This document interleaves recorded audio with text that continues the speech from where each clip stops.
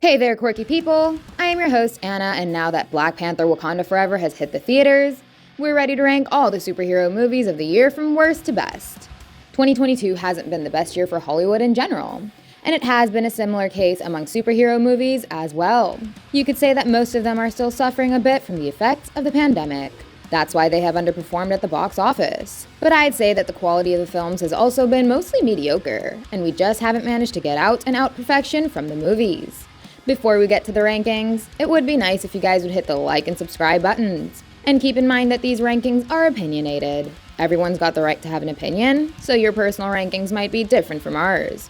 With that being said, 10 superhero movies hit the theaters and the streamers this year. And on number 10, we've got Morbius. This film was delayed for almost 2 years and nothing was done to fix it. During a time when the superhero genre has become complex and unique, this film felt very old-fashioned. And all the characters in it were pretty one-dimensional. The CGI was a mess, and while the villain was obviously bad, Morbius didn't seem like an interesting character himself. The reshoots hurt this film the most as the Spider-Man tease was taken out, and the addition of Vulture just didn't make any sense. Usually, the arrival of a new character at the end excites the fans, but in this case, the presence of Adrian Toomes in the Morbius universe creates a big plot hole, as it would cause an incursion. And what we don't understand is how he designed a new Vulture suit on his own when he didn't do it himself on Earth 616. Also, the fact that director Daniel Espinosa revealed every major spoiler before the movie came out just didn't help the movie at all. Next up at number 9, we've got Samaritan.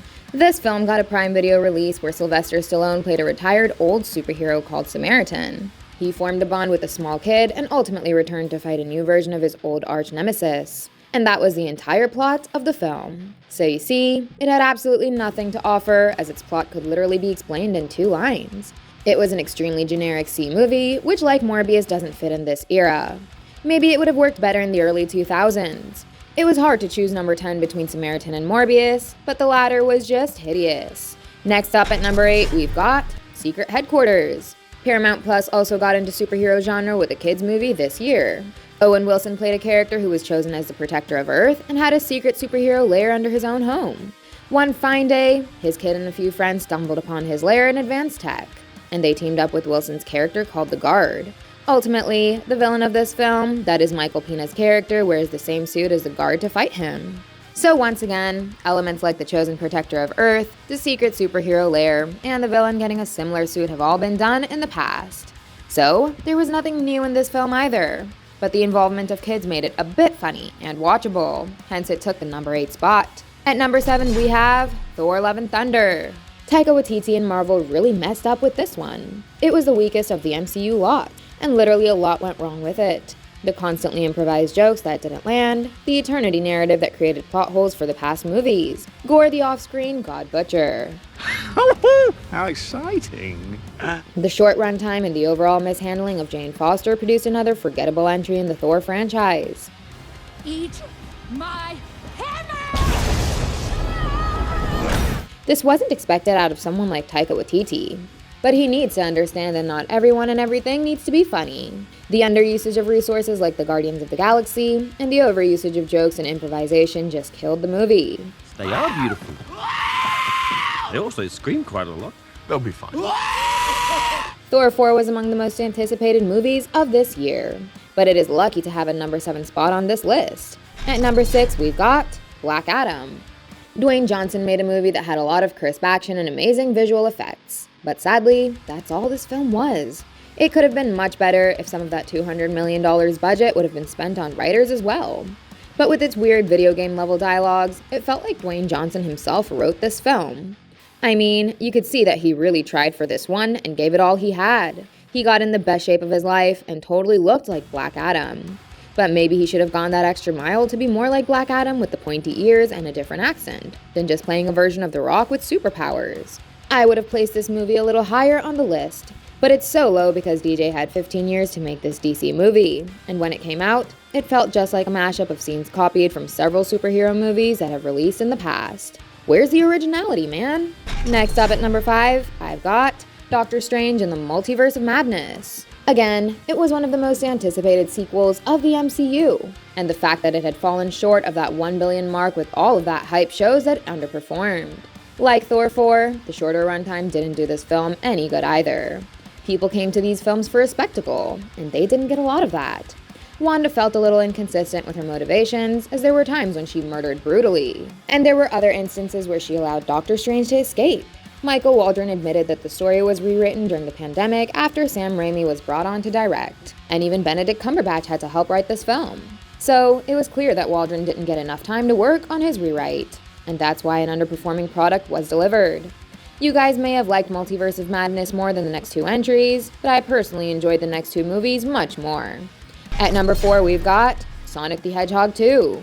I would admit that this sequel felt like it was targeted more at the kids than the adults, but as a sequel, it felt very much in line with the first one. The additions of Tails and Knuckles was handled really well. Sonic's character development was spot on. I would have enjoyed the movie better without Rachel's wedding subplot. But while this was a low point, Jim Carrey's performance as Dr. Eggman was a big high for the film. He was really enjoying himself and proved to be a great villain against Sonic.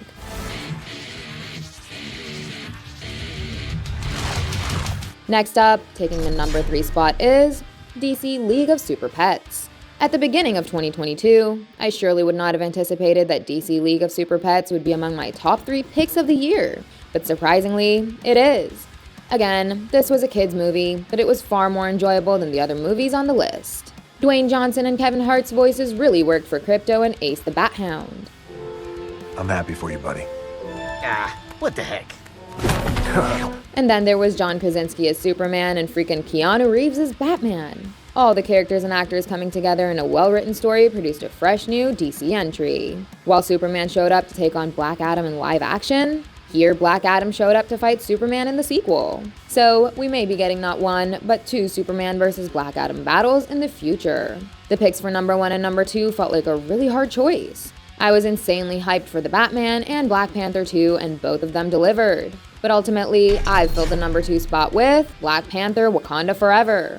Yes, I know that for many of you, Wakanda Forever is the best movie of the year. Marvel totally delivered even after the impossible situation they were put in. Ryan Coogler came up with a top-notch sequel that elevated Wakanda and introduced another strong antagonist. Namor really held the movie together throughout. And overall, it was a beautiful story for Shuri, who went through her 5 stages of grief from start to end. She also proved to be a great Black Panther. But I did feel a giant T'Challa-sized hole in the movie. I don't blame Marvel for that. I understand and support their decision to not recast T'Challa. But still, I felt that this movie missed a strong male lead character. Maybe if M'Baku would have got something more to do, then things would have been slightly better. Anyway, now it's time for my number 1 choice, that is, the Batman. Matt Reeves really did a remarkable job with his modernized noir take on a slightly more realistic version of the Caped Crusader. The Riddler proved to be a pretty good villain, and the action sequences in the film were exquisite too. Colin Farrell also stole the show with his penguin portrayal. Then there are others like Zoe Kravitz's Catwoman and Andy Serkis's Alfred, who supported Robert Pattinson's Batman really well. In the end, I would say that my hype for this movie was insanely high, and I presumed that it would be another Dark Knight level entry. But I felt a little disappointed when it wasn't. But still, that final epilogue of Batman becoming the city's hope restored my faith in it. So I will conclude that the first superhero movie of 2022 is also my number 1 superhero movie of the year. Okay, that's all for now. Let us know your personal rankings in the comments. And do click on that like button if you agree with most of our choices. Goodbye, and I'll see you in the next one.